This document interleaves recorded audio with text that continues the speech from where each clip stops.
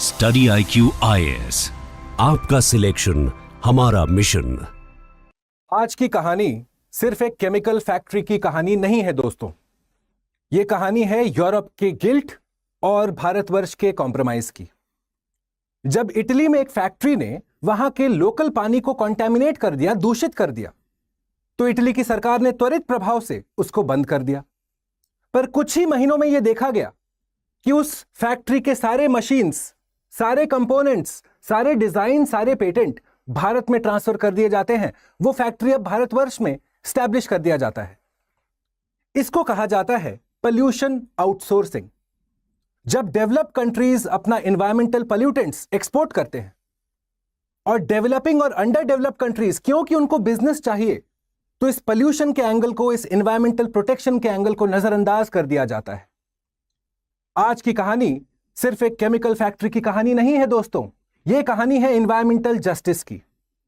सवाल यह नहीं है कि यह फैक्ट्री कहां एस्टैब्लिश हुआ, सवाल यह है कि इस फैक्ट्री के बनने से किसको फायदा है और किसको शॉर्ट टर्म और लॉन्ग टर्म में नुकसान है। और इसी को समझने और समझाने के लिए स्टडी IQ की तरफ से मैं प्रस्तुत हूं। मेरा नाम है भुवन झा। सबसे पहले नजर डालते हैं हेडलाइन की तरफ।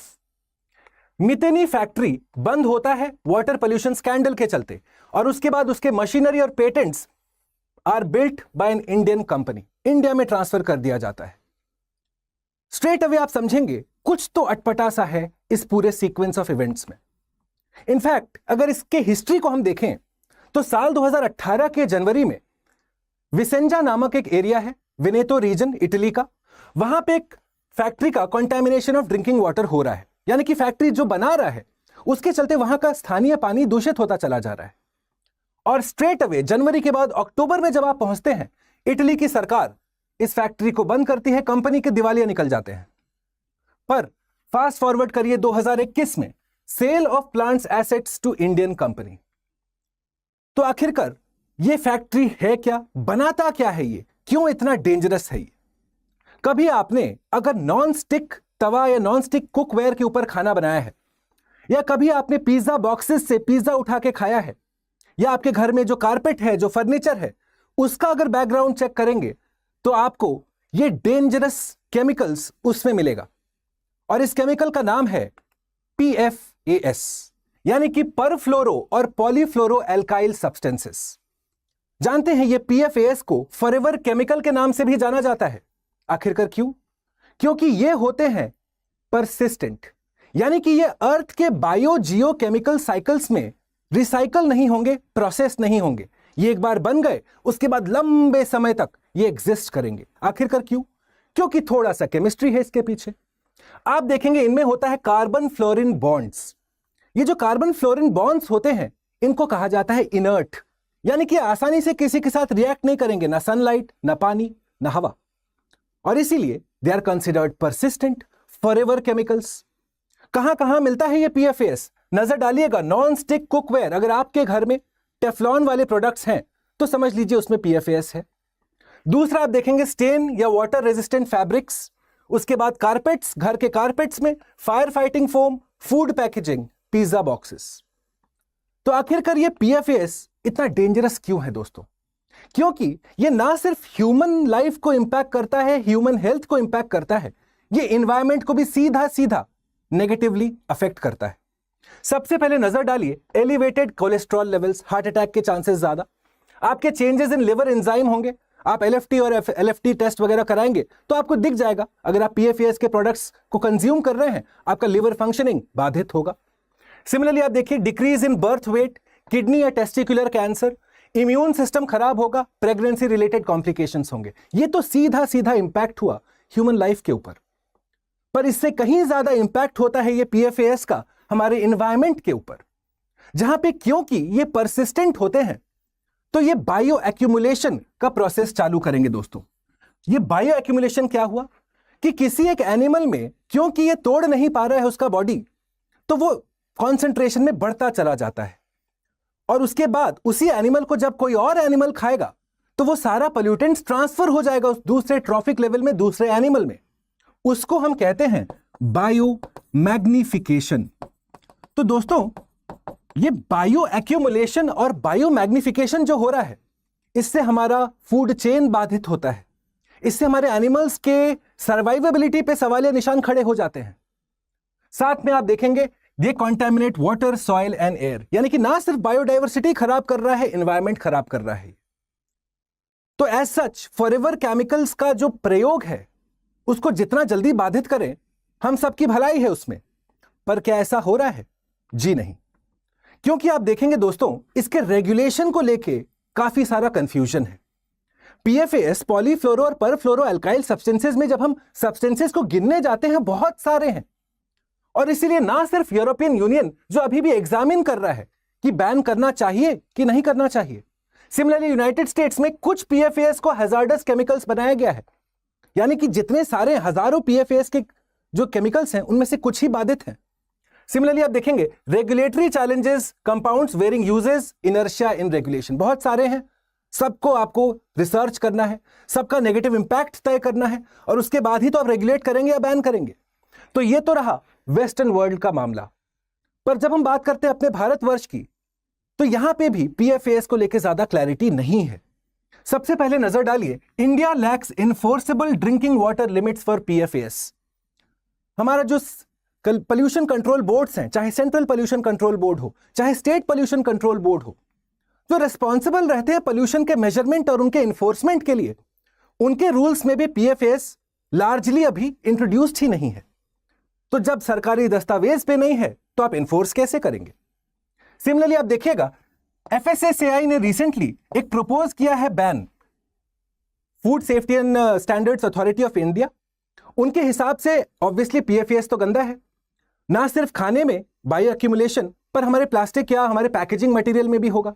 तो उन्होंने एक रिसेंटली नोटिफिकेशन निकाला है, पर उस पर सहमति अभी तक नहीं बन पाई है, जिसके चलते ये लैक ऑफ रेगुलेशन का ही फायदा उठा रहे हैं ये कंपनीज। तो जब हमने समझ लिया कि पीएफएस का नेगेटिव इंपैक्ट क्या है और क्यों ये इतना डेंजरस है, अब सवाल उठता है वही, बिजनेस या एनवायरमेंट, किसको प्राथमिकता देंगे आप? क्योंकि उन दोनों का द्वंद्व ही तो सस्टेनेबिलिटी है दोस्तों। तो सबसे पहले नजर डालिए, movement of toxic products from European Union to India, ये रेज करता है क्वेश्चन ऑफ पोल्यूशन आउटसोर्सिंग, क्योंकि हमारे यहां रूल्स रेगुलेशंस वीकर हैं एज कंपेयर टू इटली। इसी का फायदा उठाते हैं वो कंपनीज जो इस तरीके के हैजार्डस केमिकल्स को इंपोर्ट करते हैं, उसके मटेरियल, उसके मशीन्स, उसके डिजाइन, उसके पेटेंट को खरीदते हैं, और क्योंकि यहां पे रूल रेगुलेशन कम है तो उसको इस्टेब्लिश करते हैं, फायदा उठाते हैं। जैसा कहते हैं ना, all lives are equal, some lives are more equal than the others. Similarly आप देखेंगे India's regulatory gaps, PFAS not well regulated, और कम्युनिटीज आर ऑलरेडी वल्नरेबल। जहां पे ये बनाया गया है पीएफएस का फैक्ट्री, भारत में रत्नागिरी महाराष्ट्र में एक डिस्ट्रिक्ट है, वहां पे आप देखेंगे कोस्टल कम्युनिटीज हैं, फिशरमैन हैं, जो सीधा सीधा उनका लाइवलीहुड, उनका खाना पानी, खर्चा पानी सब डिपेंडेंट है उनके एनवायरमेंट के ऊपर। एनवायरमेंट दूषित, लाइवलीहुड प्रभावित, लाइवलीहुड प्रभावित, पॉवर्टी लेवल्स ऊपर। लॉस किसका हुआ? भारत के लोगों का। तो जब हमने ये समझ लिया, आखिरकार कुछ एविडेंसेस हैं क्या भारत में पीएफएस को लेके? जी हां, इनफैक्ट आप देखेंगे परफ्लोरो कंपाउंड्स कहां कहां मिले हैं? गंगा नदी में हमको, सुंदरबन के मैंग्रोव में हमको, सिमिलरली माउंटेन के स्नो में भी पीएफएस मिला हुआ है दोस्तों। ये भारत के अपने रिसर्चर्स ने स्टैब्लिश किया है। और ना सिर्फ हमारे वाटर बॉडीज या माउंटेनस रीजन्स में, आप देखेंगे वाटर और बायोटा में भी है, गंगा रिवर में, डॉल्फिन्स में मिला है ये। सिमिलरली आप देखेंगे एटमॉस्फेयर में भी पार्टिकुलेट मैटर का ये काम करता है। ये सूक्ष्म, अति सूक्ष्म पार्टिकल्स जो एक से दूसरे जगह फ्लो करके जाते हैं, उन पे बैठ के ये पीएफएस एक से दूसरे जगह चला जाएगा, यानी कि ये वेक्टर का काम करता है।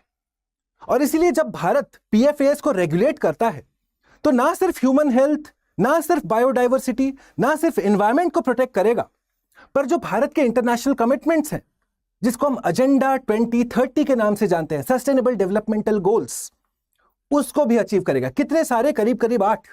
आप देखें एसडीजी 3, 6, 9, 12, 14, 15, 16, इन सब को आप अचीव कर सकते हो जब आप पीएफएस को रेगुलेट करोगे। तो आखिरकार अंततः ये डिस्कस कर लेते हैं कि पीएफएस को रेगुलेट करने के लिए भारत को करना क्या चाहिए। सबसे पहले मॉनिटरिंग करिए।